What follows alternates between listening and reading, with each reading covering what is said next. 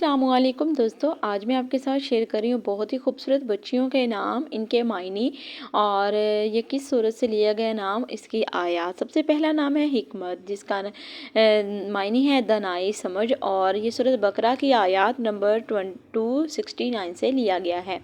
इसी के साथ नेक्स्ट नेम देखें, बुशरा। बुशरा नाम का जो मायने है वो है खुशखबरी देने वाली, आयत नंबर 97 से लिया गया नाम है और ये भी सूरत बकरा में से लिया गया। नौरीन। नौरीन नाम का जो मायने है वो है रोशनी, चमक, और ये सूरत बकरा की आयत नंबर 70 से लिया गया नाम है। नेक्स्ट नेम देखिए, सलमा। सलमा नाम का मायने है सलामती वाली, बहुत ही खूबसूरत प्यारा सा नाम है और ये भी नाम सूरत बकरा की आयत नंबर 208 से लिया गया प्यारा सा नाम है।